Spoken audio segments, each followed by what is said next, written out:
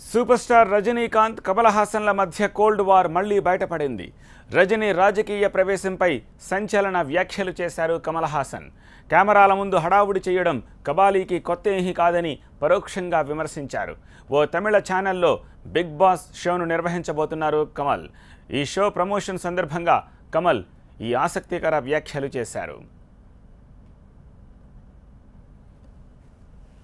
నిజానికి కమల్ హాసన్ రజనీకాంత్లు ఆప్తమిత్రులు. కానీ సడన్గా ఎందుకు కమల్ ఈ వ్యాఖ్యలు చేశారో అర్థం కావట్లేదు. కొద్ది రోజుల క్రితం కమల్ సోదరుడు చంద్రహాసన్ చనిపోయినప్పుడు రజనీకాంత్ చేసిన వ్యాఖ్యలు అందరి దృష్టిని ఆకర్షించాయి.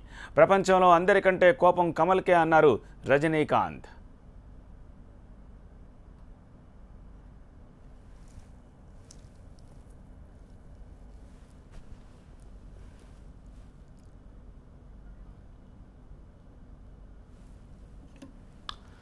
సూపర్ స్టార్ రజనీకాంత్ కమల్ హాసన్ల మధ్య కోల్డ్ వార్ మళ్లీ బయటపడింది.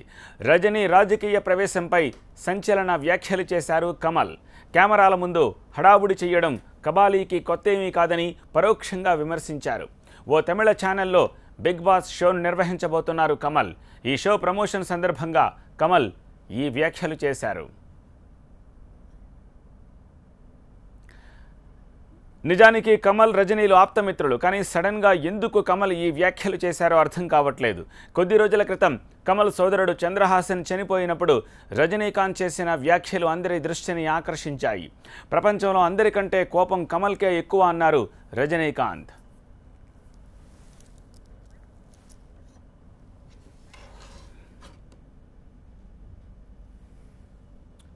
సూపర్ స్టార్ రజనీకాంత్ కమల్ హాసన్ల మధ్య కోల్డ్ వార్ మళ్లీ బయటపడింది. రజనీ రాజకీయ ప్రవేశంపై సంచలన వ్యాఖ్యలు చేశారు కమల్. కెమెరాల ముందు హడావుడి చేయడం కబాలీకి కొత్తేమీ కాదని పరోక్షంగా విమర్శించారు. ఓ తమిళ ఛానల్లో బిగ్ బాస్ షోను నిర్వహించబోతున్నారు కమల్. ఈ షో ప్రమోషన్ సందర్భంగా కమల్ ఈ వ్యాఖ్యలు చేశారు.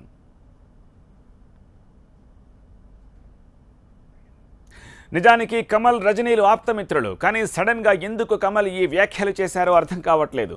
కొద్ది రోజుల క్రితం కమల్ సోదరుడు చంద్రహాసన్ చనిపోయినప్పుడు రజనీకాంత్ చేసిన వ్యాఖ్యలు అందరి దృష్టిని ఆకర్షించాయి. ప్రపంచంలో అందరికంటే కోపం కమల్కే అన్నారు రజనీకాంత్. இங்கெங்கே வச்சிருந்தா பரவாயில்ல, இதை பல முறை பல மொழிகளில் செய்து பார்த்துருக்காங்க. அவங்க பல பெரிய நடிகர்களுடன் செய்திருக்கிறாங்க. அப்போ ஒவ்வொரு வாட்டியும் அவங்களுக்கு அது ஒரு அனுபவமாகவும் பாடமாகவும் இருந்திருக்கு. அதிலிருந்து வந்த எண்ணிக்கைகள் தான் இந்த அண்டு ஒரு யதார்த்தமாகவும் எளிமையாகவும் அவர் செஞ்சார். அதான் அமைதியா அந்த உயரத்திலையும் அந்த இடத்திலையும் வைத்து பல நிகழ்ச்சிகளை பார்த்து விட்டோம். நம்ம இது புதுசா இருந்தது, அது எனக்கு பிடித்திருந்தது.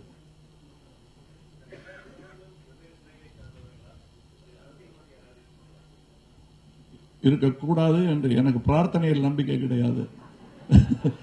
அதனால இருக்க மாட்டாங்கன்னு நம்புகிறேன்.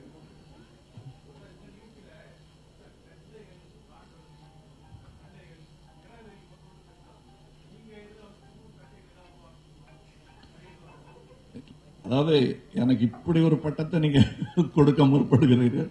இல்ல, என்னுடைய வேலை வந்து ஒரு ஒரு மூத்த அண்ணனாக அல்லது குடும்பத்தில் வயது குறைவாக இருந்தாலும் அதில் வந்து கெட்டிக்காரனாக இருக்க ஒரு குடும்ப அங்கத்தினராக இருக்க வேண்டும் என்பதுதான் என்னுடைய முயற்சியாக இருக்கும்.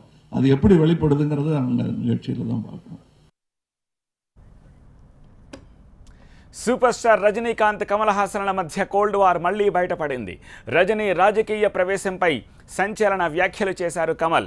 కెమెరాల ముందు హడావుడి చేయడం కబాలీకి కొత్త ఏమీ కాదని పరోక్షంగా విమర్శించారు. ఓ తమిళ ఛానల్లో బిగ్ బాస్ షోను నిర్వహించబోతున్నారు కమల్.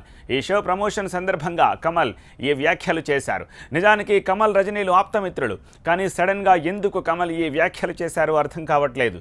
కొద్ది రోజుల క్రితం కమల్ సోదరుడు చంద్రహాసన్ చనిపోయినప్పుడు రజనీకాంత్ చేసిన వ్యాఖ్యలు అందరి దృష్టిని ఆకర్షించాయి. ప్రపంచంలో అందరికంటే కోపం కమల్కే అన్నారు రజనీకాంత్.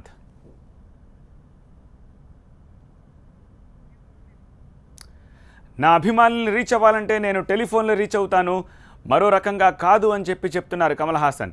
ఈ వ్యాఖ్యల గురించి తమిళ సినీ లోకం అలాగే రాజకీయ రంగం ఏమనుకుంటోంది? చెన్నై నుంచి మా ప్రతినిధి మురళి మరిన్ని డీటెయిల్స్ అందిస్తారు. మురళి, కమల్ కామెంట్స్ గురించి ఎలాంటి స్పందన అక్కడ దొరుకుతోంది? సో వాస్తవానికి ఇటీవల కాలంలో రజనీకాంత్ రాజకీయ ప్రస్తావన కంటే ముందే కమల్ హాసన్ కూడా రాజకీయాల్లోకి రాబోతున్నారు. సొంతంగా పార్టీ పెట్టే ఆలోచనలో ఉన్నారని ప్రచారం జరిగింది.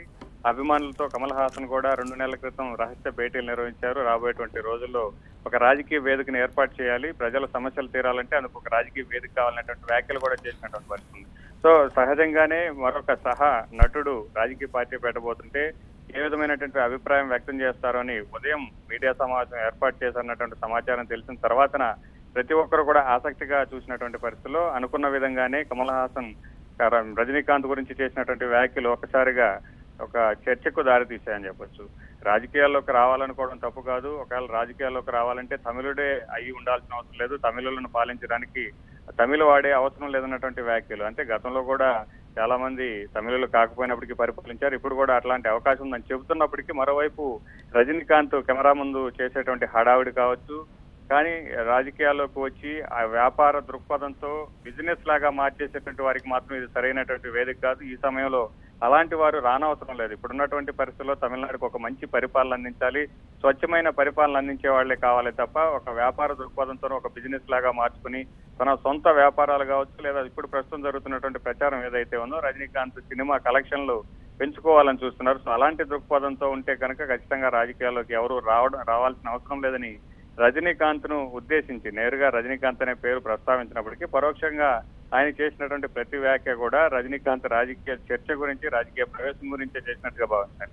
సో మరోవైపు ఉదయం నుంచి కూడా రజనీకాంత్ గురించి కమల్ హాసన్ ఏమంటారు, ఒకవేళ ఆయనే స్పందించినప్పటికీ మీడియా కూడా ఖచ్చితంగా దీని గురించి అడిగేటువంటి అవకాశం ఉంది. అడిగిన తర్వాత ఆయన చేసినటువంటి వ్యాఖ్యలు కావచ్చు, కమల్ హాసన్ రాజకీయ భవిష్యత్తు ఆయన గత కొద్ది రోజులుగా జరుగుతున్నటువంటి ప్రచారం ఏదైతే ఉందో ఆయన కూడా సొంత పార్టీ పెట్టబోతున్నారు. ఇప్పుడు కనుక ఒకవేళ రజనీకాంత్ ముందుకు వచ్చి రాజకీయ పార్టీ గురించి ఒక ప్రకటన చేస్తే కమల్ హాసన్ ప్రతిస్పందన ఏ విధంగా ఉంటుందో కూడా చూడాల్సినటువంటి అవసరం. రైట్ మురళి.